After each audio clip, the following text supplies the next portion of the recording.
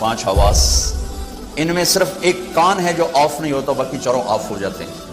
اب میری آنکھ آف ہو گئی، ٹھیک، میں سویا تو میرے چھونے کی طاقت بھی آف ہو گئی، اور میرے بولنے کی طاقت بھی آف ہو گئی، میرے چکھنے کی طاقت بھی آف ہو گئی، اور میرے دیکھنے کی طاقت بھی آف ہو گئی۔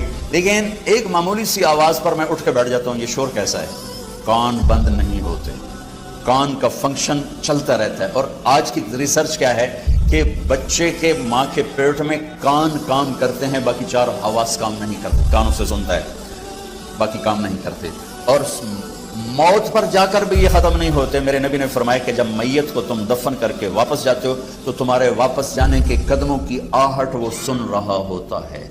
ترکی میں اصحاب کہف، توس ایک جگہ ہے، توس، ترسوس، وہاں ترکی میں، توس ایران میں ہے۔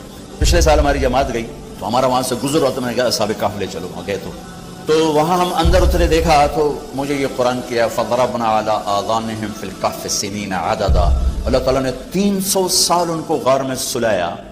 اور آپ آیت پہ غور فرمائیں، ہم نے ان کے کانوں پر پردہ ڈال دیا، حالانکہ کہنا تھا آنکھوں پہ، نیند تو آنکھوں پہ آتی ہے تو آنکھوں پہ پردہ ڈال دیا، اللہ کہ ہم نے ان کے کانوں پہ پردہ ڈال دیا۔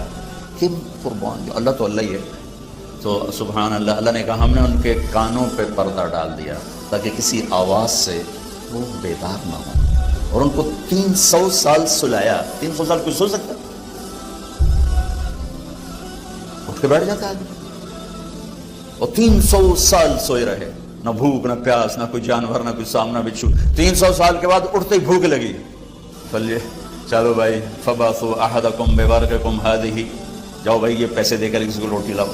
تو میں یہ قرآن سے مثالیں دے کر آپ سے عرض کر رہا تھا کہ ہمارا علم تو تجرباتی ہے، اور اللہ کا علم محکم، تمت کلمت ربک صدقا وعدلا۔ آج کا مسلمان قرآن کے خلاف لاجک مانگتا ہے، اللہ نے یہ کیوں کہہ دیا، اللہ نے یہ کیوں کہہ دیا، اپنی حیثیت